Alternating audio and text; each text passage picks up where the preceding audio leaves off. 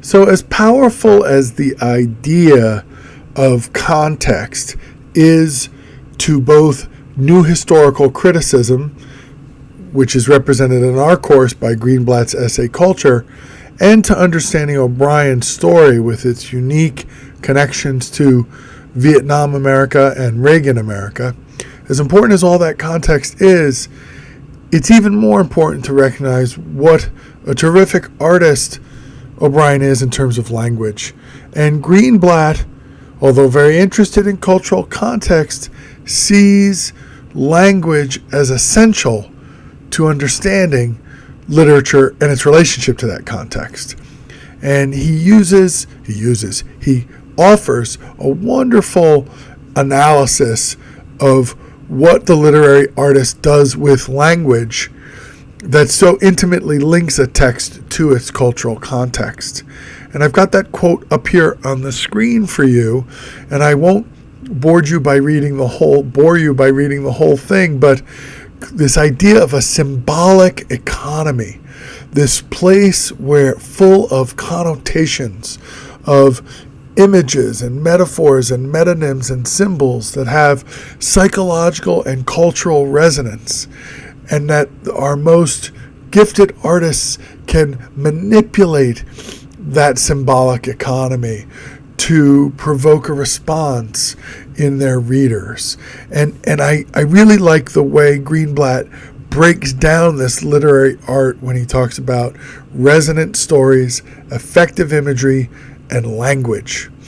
And when we talk about language, we are particularly interested in language that goes beyond the literal, that goes beyond the denotative or dictionary meanings and gets to the connotative or associative cultural, emotional, and psychological meanings.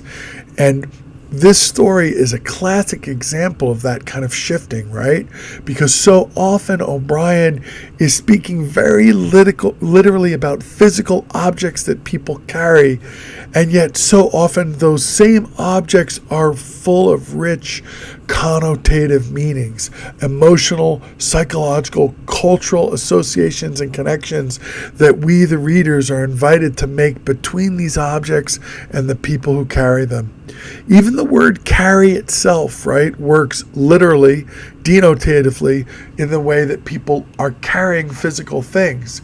But throughout the story, O'Brien shifts to the figurative meaning of carry in terms of psychological weight, spiritual weight, emotional weight. That's not literal carrying, but it's metaphorical carrying. It's symbolic carrying. A last word here about O'Brien's style, a point I've made elsewhere and I'll make again. Metaphor and metonym. Really important, powerful tools here, right?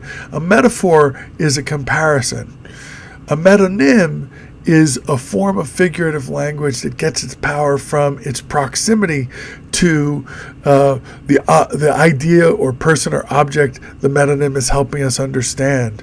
So something like Kiowa's carrying around a hatchet from his grandfather is so rich metaphorically because we can compare Kiowa and his experience as an American soldier in Vietnam with his grandfather's hatchet as a symbol of Native American traditions and Native American conflict with Anglo-America. So it works metaphorically, but then metonomically it also works because it's literally attached to him. He's literally carrying it. So the hatchet's symbolic meaning is connected to the fact that it's physically present with him, that he's actually carrying it around on the battlefields of Vietnam. That really powerful displacement of this image of Native American struggle onto the Vietnamese landscape via the body of a 20th century Native American is fascinating to me. And it gets at how adeptly O'Brien can manipulate symbolic economy and how he employs images and metaphors and metonyms that resonate to American readers, like the hatchet as a prominent example, or soldier who walks around with his girlfriend's pantyhose around his neck, or Jimmy Cross with Martha's pebble in his mouth.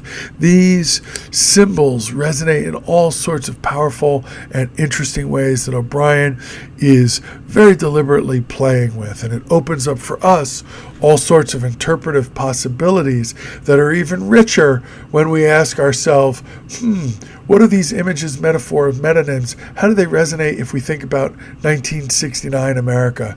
How do they resonate differently if we think about 1986 America? And how do they resonate today in 2016 America as we're reading them? As you can see, the layers unpeel like an onion.